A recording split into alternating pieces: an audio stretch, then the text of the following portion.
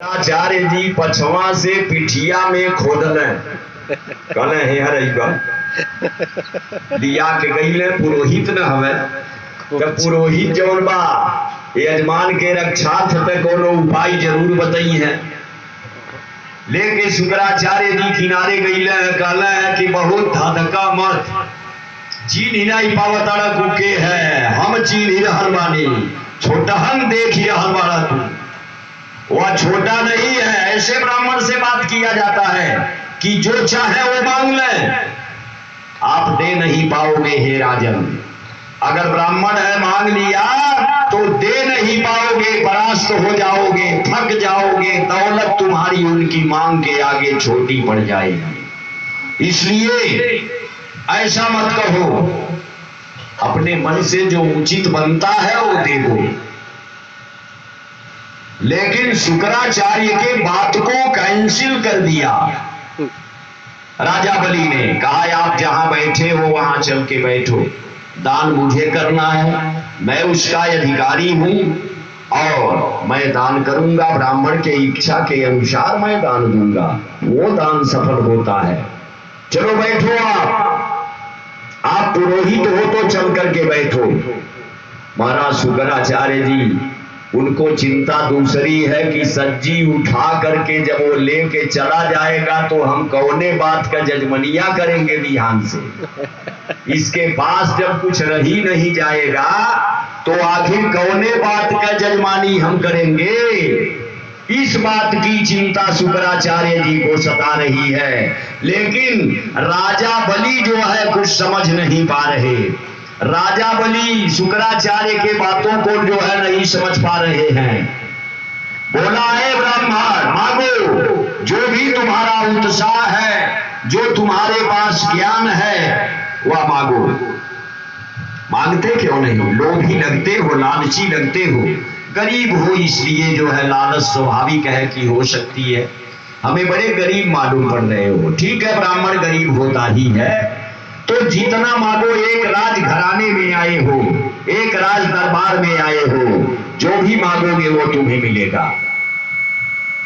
भगवान प्रसन्नता से आसन से उठ के खड़े होते हैं और कहते हैं हे राजन, आपको कोटिशः आशीर्वाद है मेरी ओर से। बहुत बहुत आशीर्वाद दिया भगवान ने राजा बलि को। कहा आप फूले फले, आपकी कीर्ति कौमुदी जो है आकाश तक फैले।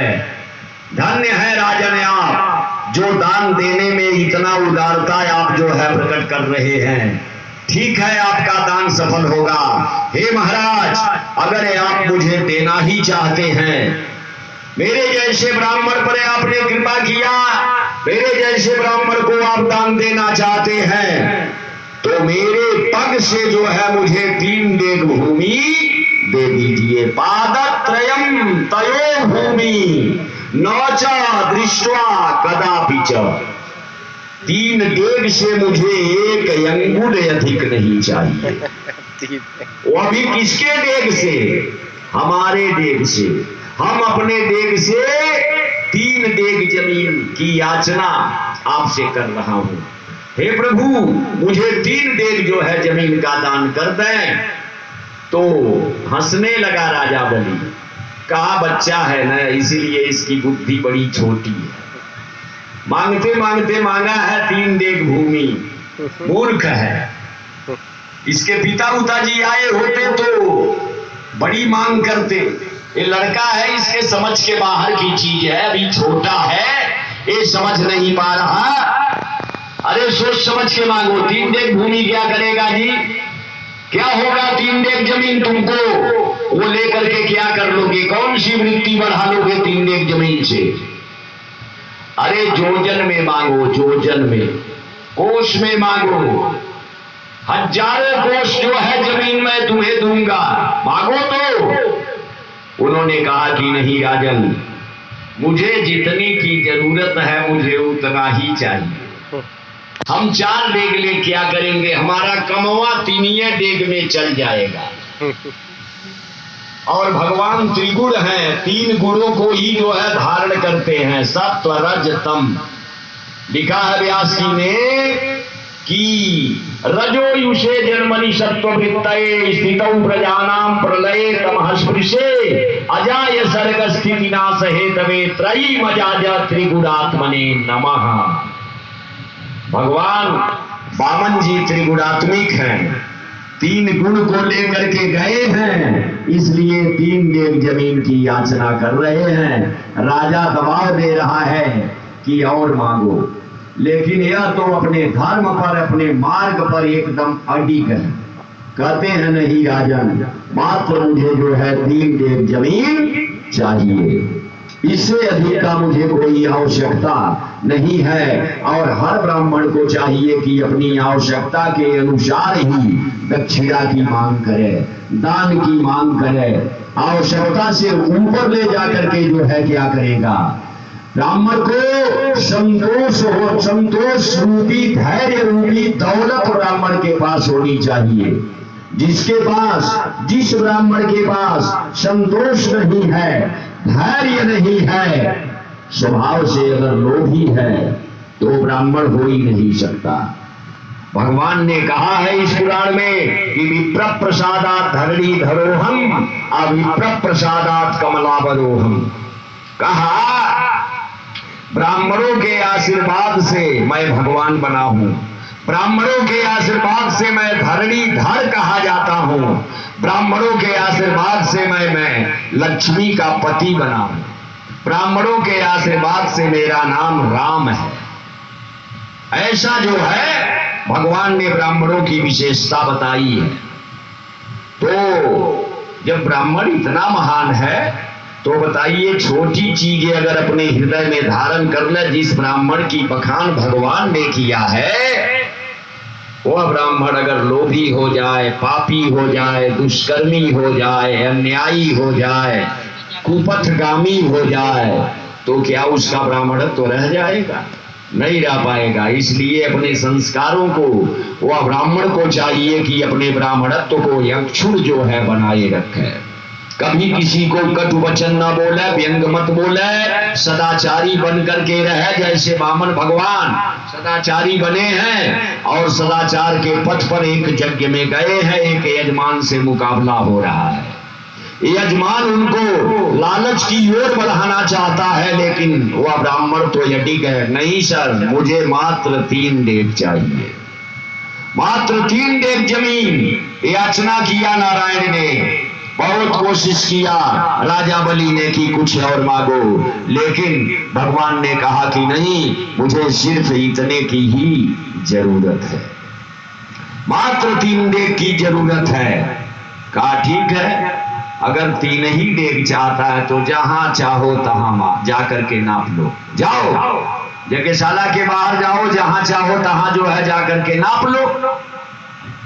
कहा कि हे राजन, ऐसे कैसे नाप दो, मैं ब्राह्मण हूं और आप यजमान हैं, जब तक आप संकल्प नहीं करेंगे तब तक आपका दान मैं ले नहीं सकता। मैं कोई भिखारी नहीं बन के आया, मैं ब्राह्मण बन के आया हूं, और ब्राह्मण तभी आपका दान ले सकता है जब आप संकल्प करेंगे। राजा बलि ने कहा ठीक है, संकल्प कर देता हूं। शुक्राचार्य को बुलाया, राजा बलि ने कहा सुनिए, इधर लोटा का जल लेकर के आइए, संकल्प करवाइए 3 देव जमीन। तो इधर हाथ भाज रहे हैं, ये बुला रहे हैं, और उधर शुक्राचार्य जी हाथ भाज रहे हैं, खैजा आई। अब नहीं उनके लगे जाता न तो इनके लगे आवतन। पुरोहित जी होते नहीं बने अपने यजमान के लगे, यजमान जी जौन बने वो पुरोहित जी के लगे नहीं जा रहा बने। लेकिन यजमान सामान्य नहीं है, एक राजा है, पुरोहित को आना पड़ा पुरोहित को। हाँ क्या कहते हैं, जल लाओ, संकल्प करा दो, इस ब्राह्मण को दान देना है। 3 देव जमीन इसने मांगा है, और 3 देव जमीन की पूर्ति वैसे नहीं ले रहा, कह रहा संकल्प करके दे दो तो मैं ले लूंगा। तो आप संकल्प बोलिए, मैं जल और अक्षत फूल द्रव्य दक्षिणा हाथ में ले रहा हूं, संकल्प बोलिए। कहा मेरी बतिया सुनेंगे आप, मैं भी अगर आपका ब्राह्मण हूं, मैं भी अगर आपका राज पुरोहित हूं, तो क्या मेरी छोटी सी बात नहीं सुन सकते? मेरा कोई सम्मान नहीं है क्या? राजा बलि ने कहा क्या कहना चाहता है, बोलो। शुक्राचार्य ने कहा, हे राजन, आप जिस ब्राह्मण को छोटा देख रहे हैं, छोटा मत समझिए। आपकी संपूर्ण राजधानी मुट्ठी में कैद कर लेगा। संपूर्ण राजधानी जो उदय से अस्त तक फैली हुई है, आपकी राजधानी पूरब से पश्चिम, उत्तर से दक्षिण, जो आपका साम्राज्य है, उसके मुट्ठी में भी कम पड़ जाएगा। मेरा कहा माने, संकल्प न करें। जवन आप देना चाहें थोड़ा बहुत दे के हटाएं इसे। कहा बड़े पागल हो तुम ब्राह्मण हो, तुम्हें तो हमें और उत्साह दे करके दान पुण्य कराना चाहिए। कैसे ब्राह्मण हो तुम, कैसे पुरोहित हो? मैं कहता हूं कि संकल्प बोलो। उसको जो है 3 डेग जमीन का संकल्प कराओ और संकल्प करके ही जो है मैं उसे दान दूंगा। बोलो संकल्प। विवश कर दिया शुक्राचार्य को। शुक्राचार्य ने कहा कि ठीक है, अब चलो। संकल्प जो है शुक्राचार्य ने बोल दिया और दान लेने वाला वह वामन ब्राह्मण इनके सामने खड़े हैं। संकल्प का जल और एक अक्षत वामन भगवान ले लिया। वह संकल्प का जल ले लिया, यानी जब आप संकल्प कर दिए तो कहां जाएंगे भागकर? देना तो है ही है। नहीं देंगे तो उसके बदले में कुछ पाएंगे। पाएंगे कि नहीं पाएंगे? पाएंगे। तो संकल्प ऐसा होता है, संकल्प के दूसरा अर्थ है सरल शब्द में रजिस्ट्री। रजिस्ट्री है वो, यानी 10 रुपया रुपये संकल्प कोई चाहता नहीं, तो जब संकल्प हो जाई तो बुझ ले कि रजिस्ट्रार साहब हेते बैठल बानी और रजिस्ट्री हो गई, बोला गई, तो आप जो 10 रुपया झट दे इंतजाम करी। उके दे लेके किनारे हटी। काहे से कि पला पर ब्याज बढ़ाला ब्राह्मण के दक्षिणा के। पला जाने ली, एक बेर आंख मलकौले में जितना टाइम लगला उतनो टाइम में अगर ब्राह्मण के दक्षिणा रूक गई तो समझ ले ही कल्याण नहीं है।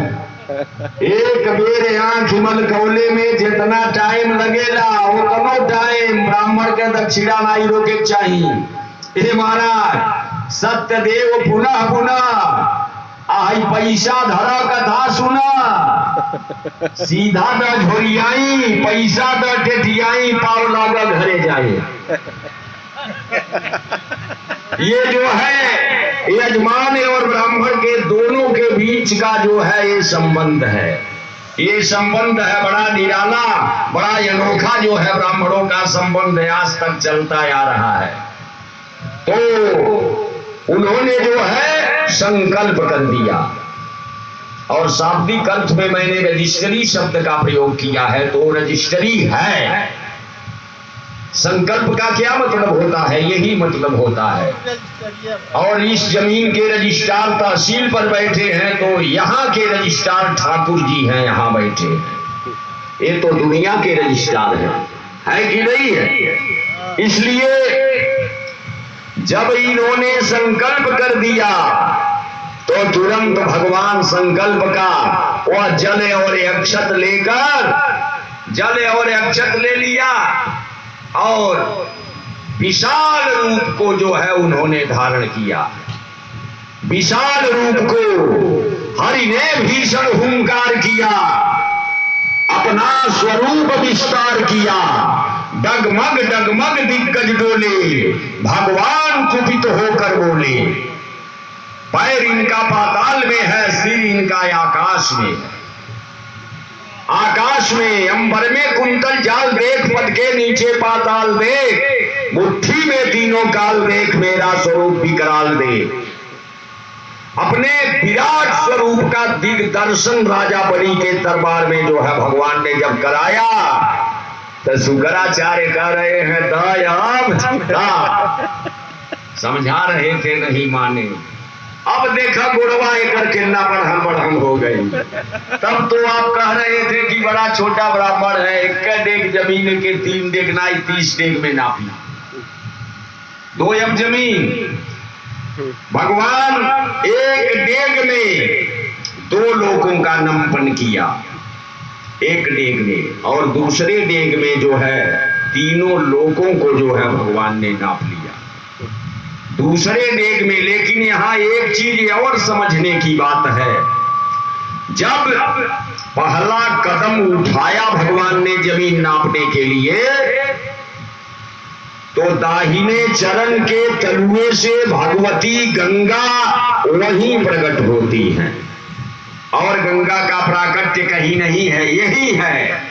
राजा बलि कितना भाग्यशाली है जिसके दरबार में गंगा का भी अभ्युदय हुआ। उनके यज्ञ से, उनके सत्कर्मों से भगवान कितना खुश हैं, प्रसन्न हैं।